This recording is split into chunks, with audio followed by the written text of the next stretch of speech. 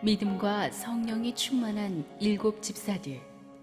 사도행전 6장 1절에서 7절 말씀입니다. 그때에 제자가 더 많아졌는데 헬라파 유대인들이 자기의 과부들이 매일의 구제에 빠짐으로 히브리파 사람을 원망하니 12 사도가 모든 제자를 불러 이르되 우리가 하나님의 말씀을 제쳐놓고 접대를 일삼는 것이 마땅하지 아니하니 형제들아 너희 가운데서 성령과 지혜가 충만하여 칭찬받는 사람 7을 택하라.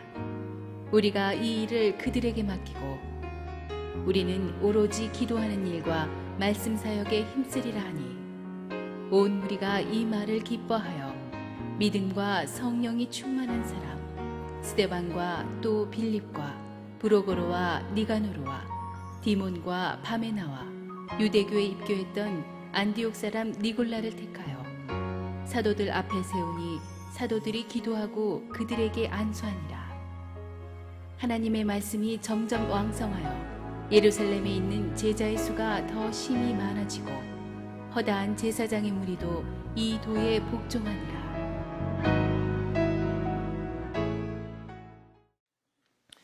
아이들 키우는 분들은 이 성장통이라는 말에 대해서 한번 들어보셨을 것입니다. 이 성장통이란 무릎 주위의 근육의 성장이 이 뼈의 성장 속도에 못 미쳐서 근육을 당김으로써 이 통증이 발생하는 것입니다. 라고 네이버 검색에 써 있었습니다. 만 7살 이전이나 사춘기 때 어린아이들에게 주로 발생하는 것인데요. 낮에는 괜찮다가 밤에 주로 많이 아프다고 합니다. 생명이 있으니까 또 그 생명이 어리고 활발히 성장하기 때문에 오는 병 아닌 병이고 어쩔 수 없는 아픔, 그것이 바로 성장통입니다. 교회는 주님의 몸이라고 했는데 보니까 이 주님의 몸된 교회도 어린 때는, 자랄 때는 한참 이 성장통을 겪는 것 같습니다. 특히 예루살렘 초대교회처럼 시작된 지 얼마 안 돼서 아주 폭발적으로 성장하던 교회일수록 더더욱 그랬을 것입니다. 오순절 성령 강림 사건 때만 해도 이 120명밖에 지나지 않다가 순식간에 3,000명, 5,000명, 10,000명으로 쑥쑥 하루아침에 불어났으니 그 성장통이 얼마나 극심했겠습니까? 목회를 안 해보신 분들은 이 외적인 성장만 보고 와 정말 좋겠다, 그렇게 급성장하니까 얼마나 좋을까라고 말씀하시지만 교회를 이끌어야 하는 목회자의 입장에서는 이 단시일 내에 이 빠른 수적인 성장이 결코 좋지만은 않은 쉽지 않은 도전입니다. 성장통이 극심하기 때문이죠. 제자의 수가 더 많아졌다, 이 빠른 시일 내에 성장했다는 뜻인데 사실 이렇게 수적으로 성장을 안 해도 문제지만 너무 빠른 시일 내에 확 성장해 버리면 첫째로는 역시 성도 한 사람 한 사람에 대한 개인적인 관심과 케어가 약해질 수밖에 없습니다.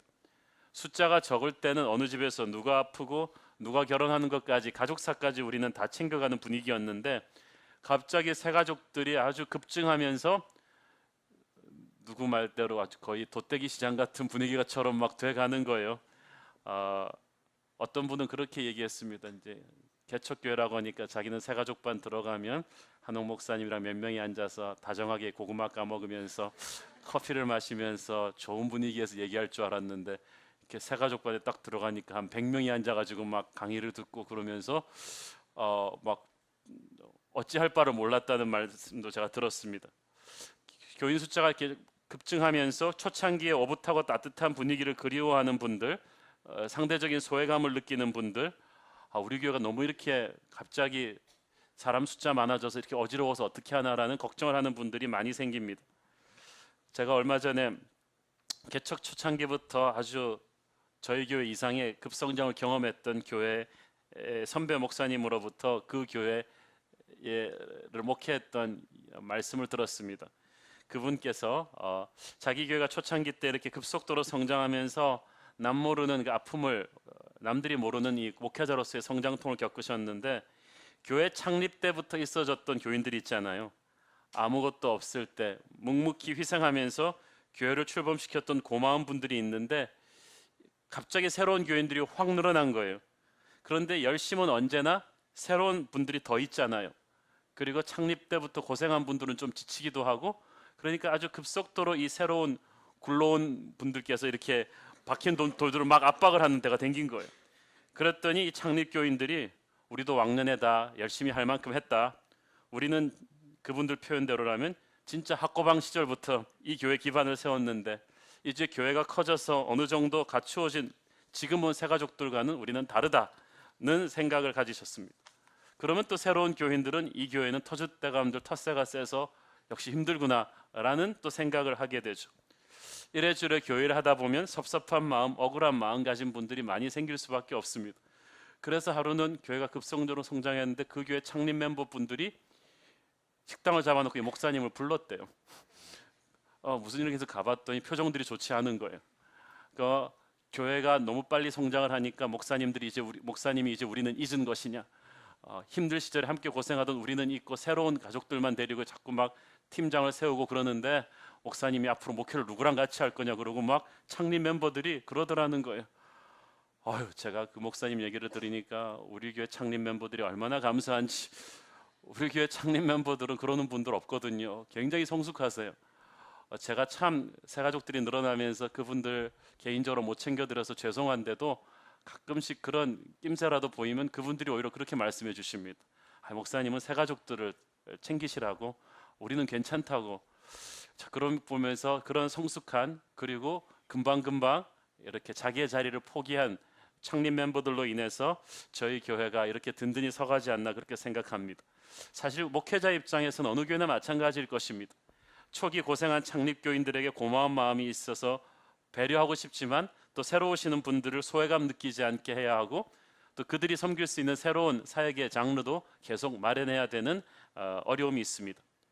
그 사람들이 급속도로 늘어나면서 그것을 수적인 성장을 바칠 만한 행정과 양육 시스템이 따라가 주지 못하면 이 성장통이 극심해지죠. 저희 교회만 해도 지난 1년 10개월 동안에 평균 하루에 일주일이 아니구나. 한 달에 한 50명에서 100명 정도 새가족 등록하시는 분들만 우리가 이제 핸들을 해야 됐는데, 그렇게 새가족 등록을 마친 분들을 지역 교구인 공동체에 배치하고 또 순에 넣어드리고 순장을 세우려면 기본적으로 우리가 보통 한 달에 4명 내지 10명 이상의 새로운 순장들을 계속 투입해야 됩니다. 그런데 이 순장이 커피 자판기에서 이렇게 뽑혀 나오는 것처럼 이렇게 슉슉 나오는 게 아닙니다.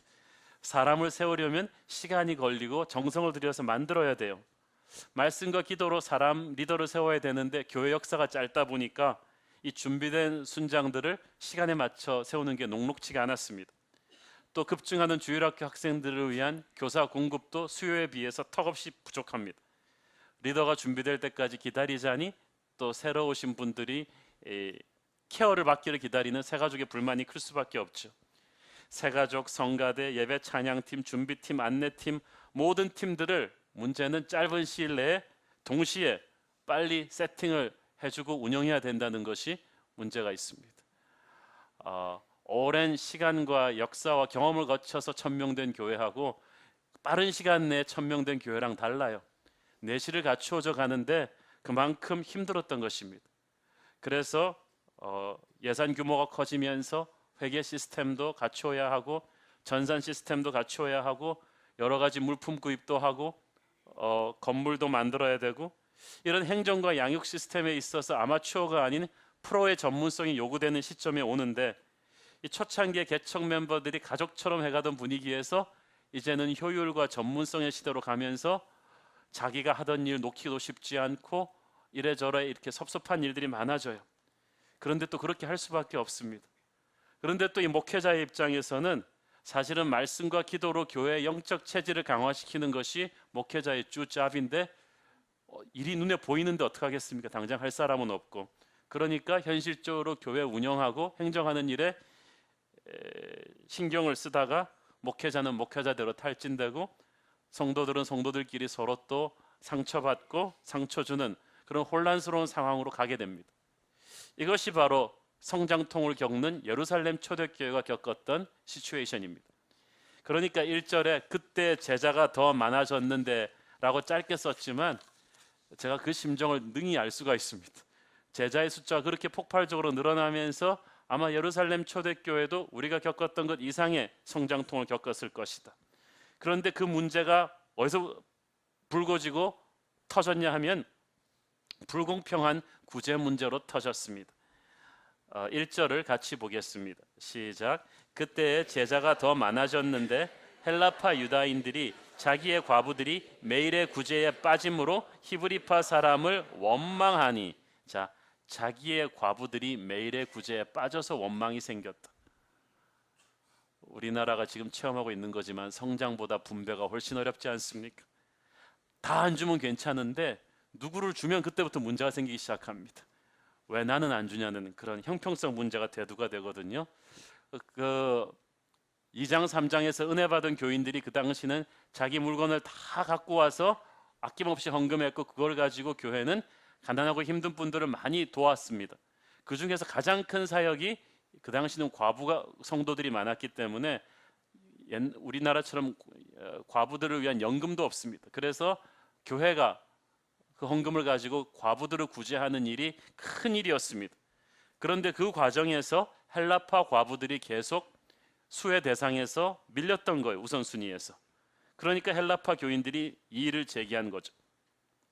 드러난 문제는 불공평한 구제였지만 그 저변에 깔린 원인은 당시 예루살렘 초대교회 내부에 있었던 히브리파와 헬라파 유대인의 갈등이었습니다.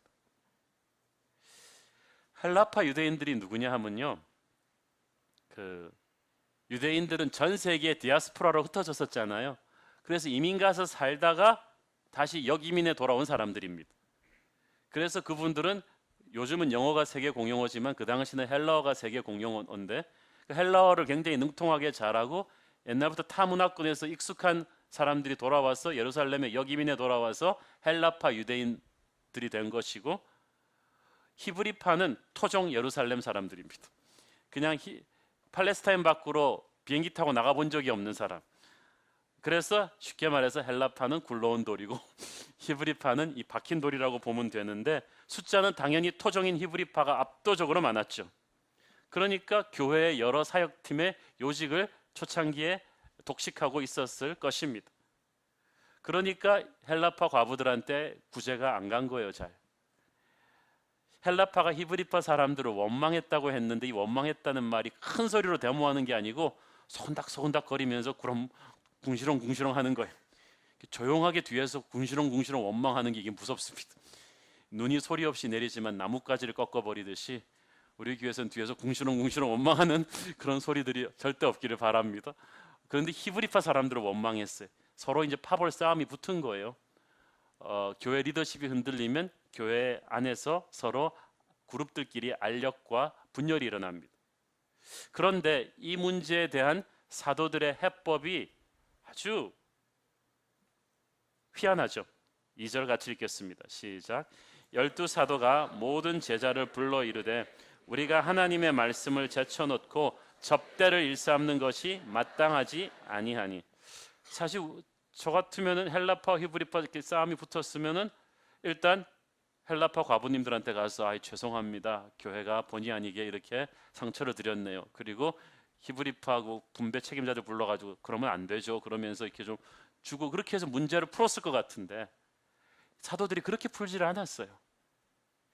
자, 가만 보니까 사도들이 문제의 증상을 건드린 게 아니라 문제의 뿌리를 찾은 것 같아요. 이거 쉽지 않아요. 문제의 핵심은 단순히 가서 I'm sorry 하고 끝날 일이 아니고 피해자에게 I'm sorry 하고 끝날 일이 아니고 이 근본 문제의 뿌리가 우리 교회 리더십 문제구나. 리더십 역할 분담 문제구나. 우선순위 문제구나라는 것을 딱 짚은 거예요. 교회의 구제와 봉사에서 헬라파 과부들을 제외시킨 장본인들이 누구겠어요? 책임을 따지자면 사도들입니다. 왜냐하면 아직 집사들이 세워지기 전이기 때문에 사도들이 다 했거든요. 그런데 이 사도들이 전부 다 히브리파 유대인들이거든요. 팔레스타인 밖으로 나가보지도 않은 완전히 토종 유대인들이에요. 그런데 잘 보세요. 예루살렘 초대 교인들이 10,000명이 훨씬 넘었는데 이게 차분히 올라온 10,000명이 아니고 한두 달 만에 통 생긴 10,000명이에요. 저도 1,400명만 돼도 제가 이름을 다 모르겠는데 10,000명을 어떻게 알겠어 이 사람들이. 그 당시 뭐 전산 시스템이 있습니까? 뭐가 있습니까? 그래갖고 이 제자들이 이 12사도가 사람들도 잘 모르는데 그 많은 사람들한테 생전 처음 해보는 이 식량 구제 재정 분배를 다 해주는 거예요, 과부들한테. 그러니까 아기가 있어서 한 게 아니고 이 사람들은 또 헬라어 그러니까 또 잘 못해요. 영어도 잘 못해요. 그런데 그 헬라파 유대인들이랑 이제 말도 잘 안 통하고 익숙하지도 않고 그러니까 자기가 평소에 친한 수가 많은 그 히브리파 사람들을 그냥 자연스럽게 챙길 수밖에 없었던 것 같아요. 안 그렇겠습니까? 갑자기 안드레가 일하고 있는데 갑자기 그 안드레 고향 갈릴리 수산협회장 어르신이 오셔서 어이 안드레 잘 있었어? 많이 컸네. 그러더니 그 우리 동네 아줌마들 좀 봐줘. 그러면은 안드레가 아이고 또리 엄마 오셨어요. 뭐 엄마 오셨어요. 그러면서 도와드려야죠. 그러고 있는데 또 가브리엘 누가 불러요. 또 가브리엘 고향 가나 군수 어르신이 오셔가지고 가브리엘 잘 있었나? 그러면서 그냥 우리 친척들 아줌마들 예수님 믿고 교회 다니는데 이거 좀 구제 헌금 좀 빨리 집행되도록 도와줘. 그러면 또 이 착한 가브리엘은 또 아저씨가 오셨으니까 또 도와주고 12제자가 다 그렇게 히브리파 유대인들이기 때문에 그렇게 돕다가 이 일이 터진 거예요. 헬라파 과부들이 문제를 제기하니까 사도들이 그때야 정신을 차렸어요. 저는 그렇지만 바로 가서 이 문제를 그 상황을 푼 것이 아니라 저는 여기에 설명은 없지만 이 상황이 한 몇 주일 계속될 것이라고 봅니다. 사도들이 기도했을 거예요. 이 문제를 내가 어떻게 하지? 그리고 주님 앞에 기도해서 이 해법이 나온 거예요. 왜냐하면 사도들 머리에서 이런 탁월한 해법이 나올 수가 없어요. 기도하면 성령께서 길을 주세요. 조금 더 엄밀하게 말씀드리면 우리가 악한 일을 하겠다는 것도 아니고 주님의 교회 일을 열심히 하다가 어떤 문제가 부딪히잖아요. 그 문제는 하나님 보시기에 내가 갖고 있는 진짜 문제를 해결을 해서 더 큰 축복으로 나가게 하려는 교회를 더욱 성숙하고 완성시키려는 하나님의 의도가 숨겨 있는 거예요. 그러니까 왜 우리 교회는 문제가 많나 그렇게 생각하지 말고 이 문제를 통해서 하나님이 우리에게 주시고자 하는 새로운 축복이 있나 보다 그렇게 생각하기를 바랍니다. 여러분 가정도 그렇고요, 교회도 그렇습니다. 성장통도 어떤 축복의 그 실타래가 있었던 거예요. 기도하니까 주님이 그 축복을 알려주셨습니다. 저는 사실 2절에서 이 접대를 일삼는다 이 번역이 대단히 마음에 들지 않습니다. 우리나라 특히 말의 어감에서 접대라는 말이 이렇게 좋지가 않잖아요. 뭐 이상한 로비하는 것 같고 여기서 그래서 이 영어 성경에 보니까 wait on tables라고 돼 있죠. 여기서 접대라는 말 헬라어 말을 그대로 풀면 식량과 돈을 얘기해요. 그러니까 산더미처럼 들어온 식량과 구제 헌금을 가지고 어떻게 사람들에게 나눠줄 것인가. 일 삼는다는 것은 그것을 다룬다, 섬긴다는 뜻입니다. 들어온 식량과 돈을 어떻게 잘 섬겨서 사람들에게 배포할 것인가. 이 섬긴다는 단어가 디아코네인, 종이 하는 행위를 말합니다. 사역이라는 말도 여기서 나왔죠. 미니스트리라는 말도 이 섬긴다는 말에서 나왔어요. 쉽게 정리하면 식량 사역, 재정 사역을 했다는 거죠. 그 2절에 하나님의 말씀을 제쳐놓고라고 되어 있는데 그것도 번역하면 말씀 사역입니다. 그러니까 사역인데 종류가 다른 거죠. 어떤 사람은 저는 말씀과 기도로 사역하고 있고 어떤 분은 행정과 재정을 가지고 사역하는 것입니다. 사도들은 말씀과 기도 사역으로 메인 콜링을 받았는데 초창기 교회가 너무 바쁘고 사람이 없다 보니까 사도들이 메인 잡이 아닌 이 구제 식량을 분배하는 일에 너무 신경을 쓰다 보니까 이 일이 터졌으니 이제 우리는 다시 구제 사역에서 말씀 사역으로 돌아가겠다는 뜻입니다. 사람이 자기의 첫사랑으로 자기 일의 본질을 붙잡는 게 굉장히 중요합니다. 목회의 본질은 말씀과 기도거든요. 우선순위가 잘못 매겨져 있으면 이걸 빨리 바꿔야 돼요. 제가 아는 어떤 목사님은 자기는 행정이 재밌지 설교가 재미없다는 거예요. 그래서 저는 그 목사님 하시지 말라 그랬어요. 그분은 진짜 그래요. 그냥 원래부터 금요일까지 교회 새로운 컴퓨터 사고 행정 시스템 같은 거 사모는 저 같은 경우는 그런 거 가서 보면 머리가 아픈데 그분은 가서 그거를 공부하고 같이 나누는 것을 큰 기쁨으로 알아요. 사역 정리하고 이렇게 탁 물건 구입하고, 그럼 설교 준비는 언제 하느냐? 토요일 날 비서시켜서 탁월한 설교집을 한 7개 갖고 오라 그래가지고, 이분이 또 편집의 은사가 있어가지고 쫙 해가지고 설교문이 나온대요. 그러니까 그분한테 있어서는 말씀과 기도 사역이 메인이 아니고 이 행정과 이 재정 관리하는 게 이게 메인 콜링이에요. 좋은 분인데 그러면 그럴수록 어떻게 될까요? 교회 영성이 메말라가요. 그거는 하나님이 우리를 목회자로 부르신 뜻이 아니에요. 근데 사도들은 달랐어요. 이 위기를 통해서 주님께서 이제 우선순위를 정리하라고 하시는구나. 교회 초창기에는 우리가 할 수 없어서, 사람 없어서 그렇게 했지만 이제는 계속 그렇게 하면 안 된다는 것을 딱 깨달은 것입니다. 우리는 오로지 4절 기도하는 일과 말씀 사역에 힘쓰리라 하라. 거기서 보니까 영어로 devote ourselves, 거기에다가 집중하리라 그렇게 나옵니다. 말씀과 기도를 안 하는 게 아니라 거기에 집중하지 않는 게 문제거든요. 영성은 집중력입니다. 사랑하는 여러분, 진정한 부흥은 목회자가 말씀과 기도에 집중할 때 생기는 것입니다. 그것이 교회의 엔진입니다. 이 리더십을 분할하겠다는 이 정책을 발표하자 5절 온 무리가 이 말을 기뻐했다. 온 무리가 이 말을 기뻐했다. 성령이 인도하신 결정은 교회 공동체 전체에게 기쁨과 감동을 줍니다. 우리가 우리의 자리를 찾으면 사람들이 기뻐해요. 아버지가 아버지의 자리를 찾으면 가정 구성원들이 기뻐할걸요. 엄마가 엄마의 자리를 찾아가면 아이들이 기뻐할 거예요. 목회자가, 영적 지도자가 자기의 자리를 찾아가겠다고 하니까 성도들이 기뻐한 것입니다. 그게 자기들 일이 더 생기는 거지만 기뻐했어요. 성령의 결정은 사람들에게 기쁨을 주는 줄로 믿습니다. 그래서 이제 최초의 평신도 리더십 7집사를 뽑게 된 겁니다. 그러니까 잘 보세요. 사역이 있기 때문에 사역을 감당할 지도자들이 뽑힌 거예요. 그러니까 교회 리더십은 명예직이 아니에요. 많은 사람들이 집사, 장로를 명예직이라고 생각해요. 장로 된 다음에 사역을 안 하는 분이 있어요. 그러면 의미가 없어요. 집사님, 장로님 되면 현장에서 뛰라고, 일이 있으니까 일꾼을 세운 것이지 일꾼을 세워놓고 없는 일을 만든 게 아니라는 거예요. 그렇죠? 자, 그래서 일꾼이 세워지는데 사도들이 먼저 영적인 기준을 제시하고 제자들이 뽑았습니다. 그냥 대충 교회 다니는 사람들이 아니고 제자들이 뽑았다는 거예요.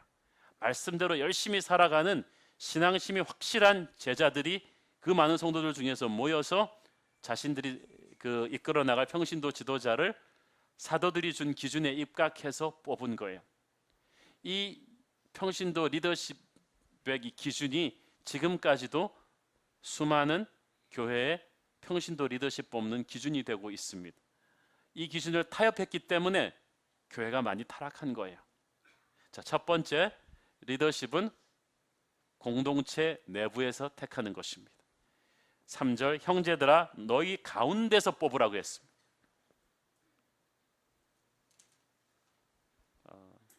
어떤 분이 이 얘기를 하니까 역시 가운데 앉아야 된다. 너희 가운데서 뽑아야 된다. 기업이나 스포츠팀에서는 상황이 어려울 때는 조직 밖에서 지도자를 스카우트해 오는 경우가 있지만 교회는 결코 그렇지 않습니다. 예수님을 구주로 영접한 사람, 같이 성령을 받은 믿음의 공동체 형제 자매들 가운데서 우리는 사람을 세웁니다. 그런데 중요한 기준이 믿음과 성령 충만한 사람을 세워라는 것입니다. 3절에서는 성령 충만한 사람인데 5절에서는 믿음과 성령이 충만한 사람입니다. 어떤 사람일까요? 믿음과 성령 충만한 사람인 역시 영성이라는 얘기죠. 영성 있는 사람을 세워라.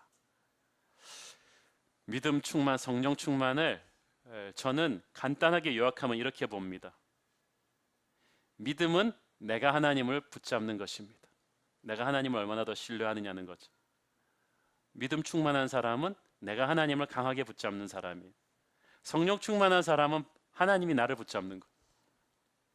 성령 충만은 하나님이 그 사람을 24시간 다스리고 대화하고 지배할 수 있는 사람이거든요. 이것이 굉장히 이것이 영성이에요. 여러분, 첫째 믿음 충만하십시오. 하나님을 꽉 붙잡아야 돼요.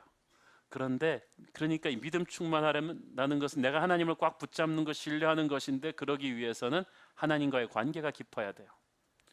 모르는 사람을 어떻게 붙잡아요? 날마다 하나님과 교제하고 하나님과의 깊은 이 디모데전서 3장 9절에 보면은 믿음의 비밀을 가진 자라고 했잖아요. 하나님과의 관계가 깊다는 것은 그런 하나님과 나만이 아는 믿음의 스토리가 있는 거예요. 큐티 노트가 있는 것입니다. 저는 여러분이 하나님과 깊은 관계가 있기를 바랍니다. 그런 믿음의 비밀을 가진 자가 하나님을 굳게 붙들어요. 꽉 잡아요. 자기를 의지하지 않아요. 여러분 믿음 충만하십시오. 근데 둘째는 성령 충만은 무엇이냐? 성령님께서 항상 나를 다스리기를 원하고 내게 끊임없이 말씀하시는데 성령 충만한 사람은 항상 그 다스림에 대해서 활짝 열려 있는 것입니다. 그래서 하나님이 말하기 쉬운 사람이에요. 하나님이 그 사람을 쓰기가 굉장히 쉬워요.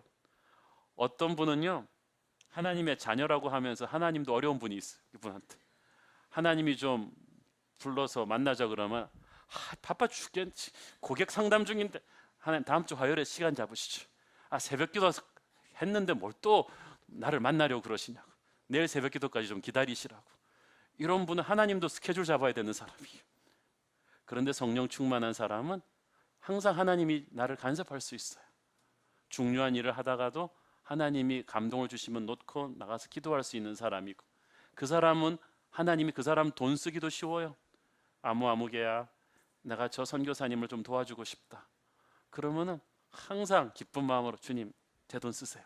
그럴 수 있는 사람이고, 어떤 사람은 그냥 11조 드리면서도 얼마나 하나님한테 눈치를 주는지, 이번 달이 어렵네, 꼭 11조는 해야 되네 이러면서 여러분은 그렇게 하나님을 어렵게 하는 사람 되지 마십시오. 성령 충만한 사람은 하나님이 나를 항상 터치할 수 있는 사람이요, 나를 항상 불러쓸 수 있는 사람이요, 나를 항상 장악할 수 있는 사람입니다. 여러분 성령 충만하길 바랍니다. 믿음 충만은 뭐라고요? 내가 하나님을 붙잡는 것이고, 성령 충만은 하나님이 나를 붙잡는 거예요. 그러기 쉬운 사람, 믿음 충만, 성령 충만한 사람 되십시오. 세 번째로는 지혜가 충만해야 돼요. 열정도 있고 믿음도 좋은데 지혜가 없는 분은 참 리더로 세우기가 곤란합니다. 지혜는 인생의 박자를 맞출 줄 아는 거예요. 할 말 안 할 말을 아는 것이고, 자기가 있어야 될 때 없어야 될 때를 구별할 수 있는 것입니다. 지혜가 없는 사람의 성령 충만과 열심은 덕이 되질 않습니다. 사람들한테 상처를 주고 문제를 더 어렵게 만들어서 교회를 곤란하게 합니다. 이 임직자는 교회 평신도 리더가 될 분은 이 지혜가 있어야 됩니다. 자기 것만 주장하는 사람은 지혜로운 사람이 아닙니다. 남의 말을 경청할 수 있어야 됩니다. 문제를 지적하는 사람은 지혜로운 사람이 아닙니다. 문제를 해결하는 사람이 지혜로운 사람입니다. 지적하는 거에 누가 못하나요? 그러나 하나님의 지혜가 있는 사람은 조용히 그 문제를 없애는 사람입니다. 자기가 그 대안이 되는 사람입니다. 집사는 방관자나 비평자가 아니고 나서서 일을 해결해내는 사람인 줄로 믿습니다. 그래서 저희 교회 철칙은 뭘 지적하는 사람이 그 문제 해결위원장이 되는 것입니다. 저는 아주 하나님이 부르셨으니까 그 문제가 보인 게 아니겠어요. 우리 교회 중고등부 문제가, 당신을 하나님이 중고등부 교사로 부르셨군요.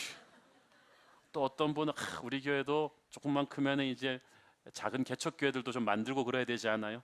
그때는 반드시 집사님을 파송하겠습니다. 왜냐하면은 말만 하고 안 가면 그게 무슨 의미가 있어요? 우리는 일꾼이지, 일꾼을 뽑는 거지 말쟁이를 뽑는 게 아니에요. 비평가를 뽑는 게 아니라 우리는 건설자를 뽑는 것입니다. 일꾼을 뽑는 것입니다. 그것이 지혜입니다. 지혜는 책임을 지는 것이고 대안을 만들어냅니다. 저 지혜 없는데 어떡하죠? 제가 제일 좋아하는 말씀 중에 하나가 야고보서 1장 5절이에요. 시작. 너희 중에 누구든지 지혜가 부족하거든 모든 사람에게 후히 주시고 꾸짖지 아니하시는 하나님께 구하라, 그리하면 주시리라. 아멘. 교회 일을 하다 보면 참으로 난감한 상황에 부딪히는 때가 있습니다. 신학교에서 전혀 가르쳐주지 않은 그런 상황에 부딪힐 때 여러분 하나님께 기도해서 지혜를 얻기를 바랍니다. 인간의 지혜는요, 우리의 꾀는 짝퉁 지혜예요. 하나님이 주시는 지혜가 진짜입니다. 하나님의 리더는 하나님의 지혜로 일하는 사람이죠. 네 번째로 그는 공동체 내에서 칭찬받는 사람이어야 합니다. 자, 여기서 칭찬받는 사람이라 그러니까 인기 좋은 사람으로 오해하는 분이 있어요. 인기 좋은 분들은 있어요. 유머스러운 말씀도 잘하시고 밥도 잘 사주고 뭐 이런 분들 다 있잖아요. 어느 공동체나 가보면. 그런데 그렇게 칭찬받는 사람 말고 바로 전에 언급된 성령과 지혜가 충만한 기준에서 칭찬받는 사람이에요. 그거를 공동체가 인정하는 거예요. 이 말이 무섭죠. 어떤 분은 그렇게 얘기합니다. 난 정말 성령 충만한데 사람들이 나를 못 알아준다. 형제 자매가 이 사람들이 사람 보는 눈이 없다. 사람 보는 눈이 없는 게 아니라 여러분이 아직 아닌 거예요. 왜냐하면 내 안에 있는 성령은 형제 자매 안에 있는 성령이십니다. 오래 내 옆에서 같이 신앙생활을 하는 사람들이요, 영적으로 느끼는 게 있어요. 이건 무시 못합니다. 디모데전서 3장에 보면은 집사를 세울 때 그 사람을 먼저 어느 시간 동안 시험하여 보라는 말이 있습니다. 진짜 그렇더라고요. 사람은 시험해 봐야 해요. 시간을 두고 검증을 거쳐야 합니다. 공동체 전체가 봐야 되는 거예요. 하나님께서도 그러셨어요. 요셉을 부르신 다음에 오랜 시간 지켜보셨어요. 이집트에서 이 사람이 억울한 시간을 어떻게 참는지, 이 작은 일들을 어떻게 묵묵히 잘 처리하는지를 지켜보셨어요. 다윗도 부른 다음에 목동 생활을 시키고 광야 생활을 하는 것을 지켜보셨습니다. 그래서 하나님께서 작은 것도 성실하게 묵묵하게 예수의 마음으로 하는 것을 보고 지도자로 세우신 것입니다. 사랑하는 여러분, 여러분이 공동체 형제 자매님들에게 칭찬받는 분 되기를 축원합니다. 성령과 지혜로 인정을 받아야 된다는 거예요. 다섯 번째로 팀워크를 할 수 있어야 합니다. 이것은 융화력을 의미합니다. 케미스트리가 있는 사람이란 뜻이죠. 7을 택하라 그랬잖아요. 7은 성경에서 완전 숫자입니다. 소그룹 전문가들 말을 들어보면 7이 가장 완벽한 소그룹 구성원 숫자래요. 7보다 더 많아도 힘들고 더 적어도 힘든데 이 7을 택했다는 것은 너희들이 함께 팀으로 사역해라는 뜻입니다. 어떤 사람은 재능도 있고 열심도 있는데 독불장군입니다. 내가 알아서 다 할 테니까 간섭하지 말라고 합니다. 열심은 좋지만 이런 사람은 다른 사람에게 상처를 줍니다. 근데 교회 일은 무슨 일이든지 동역이에요. 목회 서신에서 이 수신인이 항상 복수형이었어요. 너희는 가서 제자 삼아라. 그 제자 삼는 일에 동역하라는 거죠. 너희는 서로 사랑하라. 너희는 가서 이걸 하라. 팀으로 사역해야 돼요. 그런데 동역이 쉽지가 않아요. 특히 자기 재주 있고 성격 급한 사람들 정말 어렵습니다. 화딱지 나서 자기가 다 해버리고 말지 이거 일일이 전화해서 치사하게 다 부탁하고 자기보다 못하는 사람 이렇게 진행시켜 놓고 화딱지가 나서 막 이러고 있기가 쉬운데 그래도 그걸 하셔야 돼요. 그렇게 따지면 예수님은 얼마나 화딱지 났겠어요. 베드로 설교하는 거 보면서 안드레 전도하는 거 보면서 내가 더 잘할 수 있는데 그렇다고 예수님이 내려오셔갖고 중간에 베드로 너 나와 그리고 본인이 들어가셨나요? 예수님이 우리를 참아주셨는데 우리는 왜 서로를 참아주지 못합니까? 서로 참아주고 기다려주면서 박자를 맞추는 동역, 이것을 통해서 주님이 교회에 덕을 세우게 하십니다.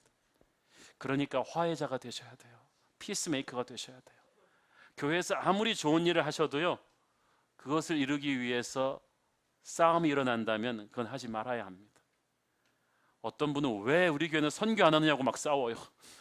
선교해야지만 그걸로 교회를 갈라놓으시겠어요? 왜 우리 교회는 노방전도 안 하냐고 막 싸웁니다. 아무리 좋은 비전이라 해도 그것 때문에 교회를 깨서는 안 됩니다. 임직자는 화해자가 되어야 합니다. 여러분이 아무쪼록 무슨 팀을 맡든지 여러분이 가면 화목하게 되기를 바랍니다. 특히 여러분 목회자와 팀워크를 이루셔야 합니다.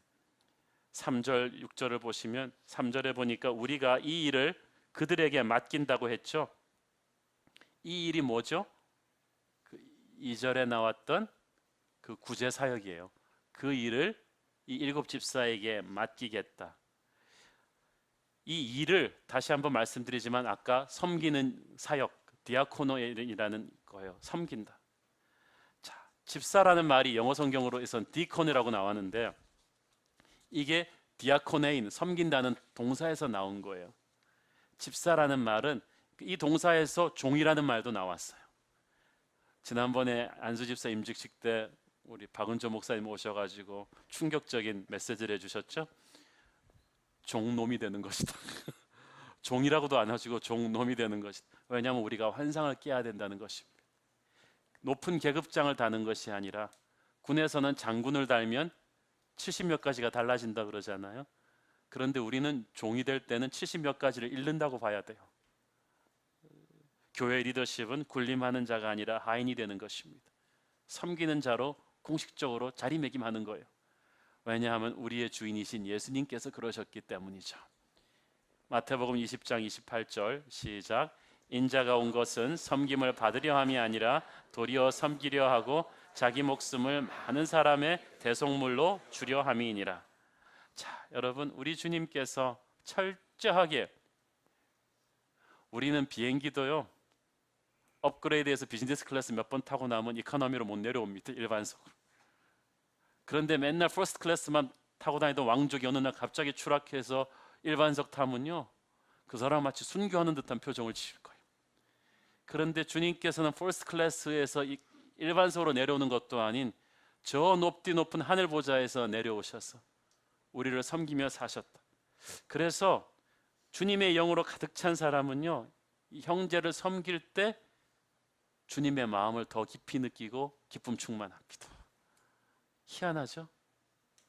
집에서 가정부 두고 떡하니 일할 때 느끼지 못했던 기쁨을 교회 와서 부엌에 들어가서 새벽 간식을 섬기려고 아침부터 나와서 하고 땀을 벌벌 흘리고 있으면 느끼게 되는 게 이게 희한하지 않아요? 교회에서 여러분이 높아지려 하면 할수록, 섬김을 받으려 하면 할수록 여러분은 불만이 많아지고 평화가 없을 텐데, 교회에서 내려가면 내려갈수록 여러분은 주님의 기쁨을 누리게 될 줄로 믿습니다. 이 섬기는 자가 되는 것이 바로 집사입니다. 그래서 이 목회자와 집사가, 이 평신도 리더들이 다 섬기는 사역인데 섬기는 분야가 달라질 뿐이에요. 한쪽은 말씀과 기도로 집중하고 한쪽은 구제 사역에 집중하는 과 행정에 집중하는 것인데, 핵심 포인트가 달라질 뿐이지 섬기는 것은 똑같아. 저는 이 설교 말씀을 가지고 종의 마음으로 섬기려고 헌신을 했습니다. 그래서 아무리 작은 교회 초청받아도 거기가 하나님이 부르신 곳이면 가고, 아무리 작은 사람들이 몇 명 안 되는 사람들이 앉아 있어도 수천 명 앉아 있는 것 이상으로 정성을 드립니다. 그것은 제가 말씀을 가지고 섬기는 종이 되었기 때문입니다. 저와 여러분은 같이 종된 마음으로 다른 분야에서 환상적인 팀을 이루어 나가게 되기를 축원합니다. 이 사도들이 7 집사를 위해 기도하고 안수하잖아요. 이것이 목회자 평신도 팀워크의 하이라이트입니다. 기도하고 안수했다는 것이 무슨 말입니까? 안수하는 것은 교역자의 손을 빌렸을 뿐이지 주님께서 여러분을 세우셨다는 것입니다. 내가 너를 지명하여 불렀나니. 그러니까 사람이 세우는 것이 아니고 주님이 세우셨기 때문에 주님이 그만하라 그럴 때까지 그만 못합니다. 사람 보고 일하지 말고 주님 보고 일하셔야 되고요. 사람 칭찬 기대하지 말고 주님의 칭찬 기대하셔야 되고요. 사람의 힘으로 일하지 말고 주님의 힘으로 일하는 것입니다. 그것이 안수의 의미예요. 사람이 어떻게 사람을 알아 세우겠어요? 그렇지만 모든 육체를 하시는 주님께서 사람을 아십니다. 그래서 교회에서 사람 세울 때는 특별히 많이 기도를 해야 합니다. 세울 때 기도하고 세운 뒤에도 그분들이 잘할 수 있도록 그라운드에 나간 선수를 끊임없이 위해서 환호하는 감독처럼 우리 목회자들은 끊임없이 우리 평신도 지도자들을 위해서 기도하고 기도할 것입니다. 그래서 우리 평신도 리더분들도 목회자들을 귀한 사역의 멘토로 알아서 서로 귀하게 여기는 그런 팀워크가 이루어지기를 축원합니다. 자, 5절을 보세요. 그렇게 해서 초대교회 7 집사를 세웠는데, 이 선택된 이름들이 스테반, 빌립, 브로고로, 니가노르, 디몬, 바메나, 니골라, 이 7 이름들이 전부 예외 없이 헬라식 이름입니다. 이것을 사실이 왜 중요하냐 하면요, 우리나라에서도 이제 미국이나 영국, 캐나다 이런 호주 등지로 이민 간 교포들이 자녀들이 또 혹은 본인들이 현지에 잘 적응하기 위해서 한국 성에다가 영어 이름을 붙여서 쓰는 경우가 많습니다. 한국 이름을 미국 사람들이 부르려면 힘들거든요. 제가 아는 분 이름이 병식인데 미국 사람이 부르니까 병식 뭐 이러면서 막 부르니까 이 사람이 너무 상처를 받아서 그 다음부터는 뭐 티모티라고 이름을 바꿨어요. 그 다음부터 정상적으로 이제 사는 거죠. 그래서 우리 주위에도 보면은 해외에서 이민 가서 살다 돌아온 분들은 다 미국 이름이 있어요.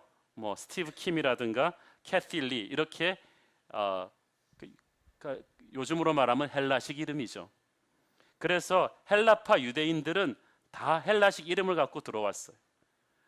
그런데 그 토종 한국인들은 그런 이름을 갖고 있는 분들이 드뭅니다. 그죠?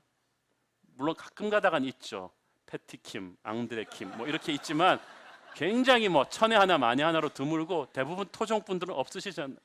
권사님 없으시죠? 미국 이름. 그래서 이 헬라파 이름들이란 게 무슨 의미입니까? 전부 헬라파 유대인들이 7집사가 됐다는 거예요. 자, 그런데 아까 제가 말씀드렸듯이 그 당시 교회 성도들의 절대 다수가 어디였다 그랬죠? 히브리파 토종 유대인들인데 그것은 히브리파 토종들이 헬라파 유대인들한테 몰표를 몰아주지 않는 한 불가능한 일이 일어난 거예요. 인간적인 조직에선 아무리 교회라고 나지만 있을 수 없는 일이 일어난 거예요. 자, 여러분 경상도에서 제일 큰 교회에서 처음으로 집사를 7명 세우는데 7명 전부 전라도 사람을 세웠다. 그거는 전에도 없었고 앞으로도 없을 일이 될 거예요. 전라도에서 제일 큰 교회 10,000명짜리 교회에서 처음 7집사 세우는데 전부 경상도 사람을 세웠다. 이거는 절대 있을 수 없는 일인데 처음 교회에서 히브리파가 다수인 교회에서 처음 7집사가 세웠는데 전부 다 헬라파 유대인이 세워졌다는 거죠. 그 사람들이 물론 지혜와 성령 충만이 탁월했겠지만 아무리 객관적인 기준이 그렇다 할지라도 팔이 안으로 굽게 마련인데 7명 다 어떻게 이렇게 될 수가 있어요? 이것은 성령이 하신 일이에요. 그리고 우리는 조금 있다가 이 초대교회가 번져나가는 역사를 보면 왜 이 일이 이렇게 됐는지를 알 수가 있습니다. 이때부터 예루살렘 초대교회 리더십을 헬라파, 국제파 유대인들이 장악하게 되는데 그러니까 그 다음부터 이해가 되는 거예요. 주님께서 땅끝까지 가서 복음을 전하라고 하셨지만 사실 배타적인 성격이 강한 선민의식이 강한 히브리파 유대인들은요 암만 하나님이 말씀하셨어도 자기 문화적으로 다른 민족, 다른 열방을 포용하는 것이 힘들었습니다. 그런데 어렸을 때부터 외국에서 자라는 헬라파 유대인들은 다른 사람들과 섞여 살면서 헬라어를 하고 다른 문화권과 어울리는 것이 아주 익숙한 사람들이에요. 개방적이었고 포용력이 넓었고 도전정신이 강했습니다. 헬라파 유대인이니까 빌립 같은 집사가 나중에 이스라엘 사람들이 다 꺼려하는 사마리아 지역으로 들어가서 선교할 수 있었던 거예요. 헬라파니까 바울이, 바나바가 이런 사람들이 가서 땅끝으로 번진 거예요.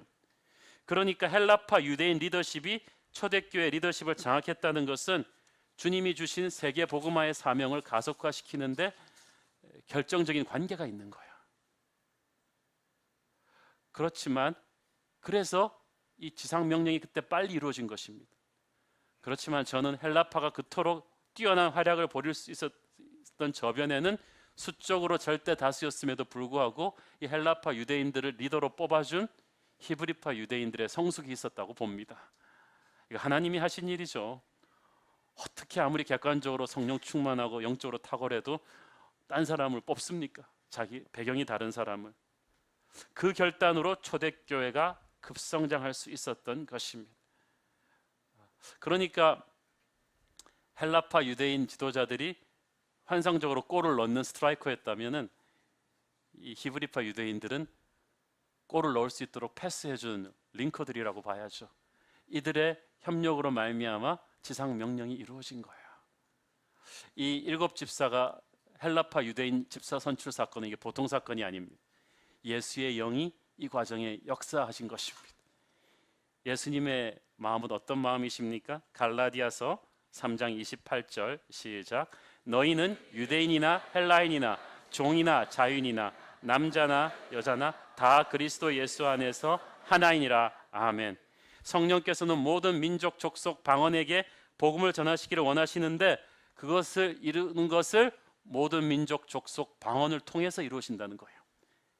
헬라파 유대인이 그때부터 부상하고 나중에는 헬라파 유대인도 빠지고 완전히 이방인들이 복음을 선교하는 데까지 나가죠. 자, 그러니까 여러분 잘 보세요. 이 작은 과부들끼리 구제 못 받는다고 싸움하던 요 조그만 일이 이 지상 명령을 이루는 초대교회 국제화로 조직 개편하는 데까지 올 줄은 누가 생각이나 했겠어요. 여러분, 우리는 문제가 터질 때 왜 이 문제 터졌냐 짜증나 그렇게 생각하잖아요. 그런데 그 짜증나는 그 작은 문제를 통하여 하나님이 초대교회를 업그레이드 시키고자 하는 그림이 있었다는 거예요. 적조는 바다의 죽음이지만 이것을 해결하는 유일한 방법은 태풍이 오는 것입니다. 그래서 바다를 한번 뒤집어 놔야 깨끗해집니다. 이 사건은 태풍이죠. 가만뒀으면 절대 이런 일이 안 일어났을 사건인데 이 과부들의 구제 문제로 터진 문제를 해결하다가 성령의 급격한 간섭으로 사도들이 기도해서 집사 선출 아이디어를 생각하게 되고 이 집사 선출 과정에서 히브리파가 절대 다수인 성도들이 전원 헬라파 집사들을 선출하는 이변이 일어나고 그 이변을 통해서 초대교회가 이스라엘 중심의 복음에서 땅끝까지 번져나가는 세계 복음화의 숨통을 트는 그런 열리고 단단한 조직으로 바뀌었다. 하나님은 얼마나 위대한 분이십니까? 사랑하는 여러분, 한 교회가 이 땅에 탄생해서 자리를 잡고 건강하게 성장하는 것은 쉬운 일이 아닙니다. 한 가지만 잘한다고 되는 일이 아니에요. 제가 아는 선배 목사님께서 그 말씀을 하셨습니다. 설교가 좋으면 교회가 부흥한다. 신방을 잘하면 교회가 따뜻해진다. 훈련을 잘하면 교인들이 저력이 생긴다. 행정을 잘하면 교회가 평안해진다. 제가 그 선배 목사님 말을 듣고 은혜 받았어요. 애지간하면 이 말을 제가 했다고 할 텐데 그분이 유명한 분이기 때문에 지금 설교가 좋으면 교회가 부흥하고 신방을 잘하면 교회가 따뜻해지고 훈련을 잘 시키면 교인들이 저력이 생기고 그리고 행정을 잘하면 교회가 평안해집니다.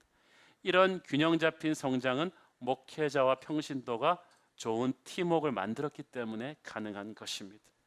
예루살렘 초대교회는 이것을 이루어냄으로써 위기를 기회로 바꾸었고 자기 민족 중심의 교회에서 글로벌 교회로 가는 파워풀한 리더십 트랜스포메이션, 지도력의 완전한 변화를 체험하게 되는 것입니다.